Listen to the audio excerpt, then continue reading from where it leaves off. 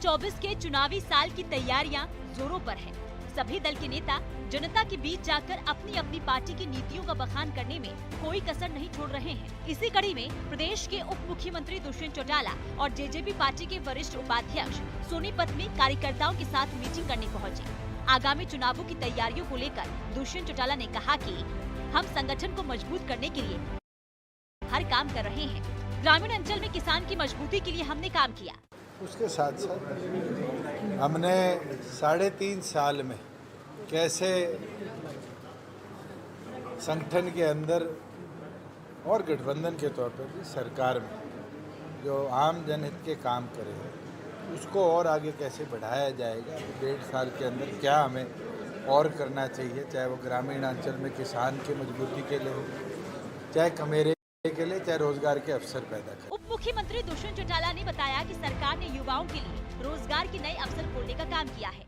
और सोनीपत के लिए तो हमने ऐसा एक ड्रीम प्रोजेक्ट लाकर देने का काम किया जो सोनीपत जिले के अंदर रोजगार के अवसर भी और तस्वीर भी दोनों को बदलने का काम करेगी। वो मारुति का।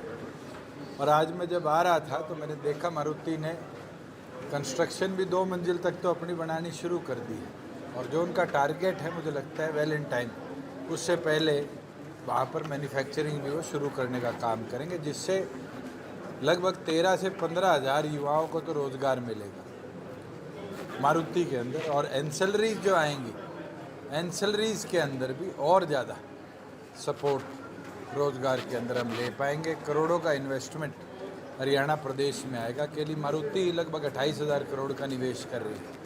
वैसे ही गन्नौर में वंदे भारत का जो प्लांट बन रहा है 30,000 करोड़ का निवेश उसमें है। तो मैं मानता हूँ सोनीपत जैसे गुड़गांव एक इंडस्ट्रियल टाउनशिप बना था, फरीदाबाद बना था, सोनीपत भी वो रूप के तौर पर डेवलप। वहीं दुष्यंत चौटाला ने भूपेंद्र हुड्डा की कार्यकाल को लेकर तंज कसा। सुनिए जरा। जी के राज में सरेआम वसूली करी जाती थी, गोलियां मारी जाती थी, गैंगिज्म प्रदेश में बढ़ा था। आज के दिन मैं तो ये अश्योर कर सकता हूँ कि चाहे सोनीपत हो, गुड़गांव हो, फरीदाबाद हो, कमिश्नरेट बनने के बाद एनसीआर के अंदर क्राइम कम हुआ और ये कोई चीज़ एक दिन में समाप्त होने वाली नहीं है। आज हमने बहुत हद तक क्राइम पर कंट्रोल किया है और डे टू डे प्रोसेस के अंदर भी और सख्ती पुलिस ने बढ़ाई। काबिले गौर है कि प्रदेश में बीजेपी और जेजेपी की साझा सरकार चल रही है, लेकिन दोनों दल के नेता अपने अपने स्तर पर चुनावों की तैयारियों में जुटे हुए हैं ताकि आने वाले 2024 के चुनावों में जीत के आंकड़े को बढ़ाया जा सके। सोनीपत से सूर्य समाचार के लिए सनी मलिक की रिपोर्ट।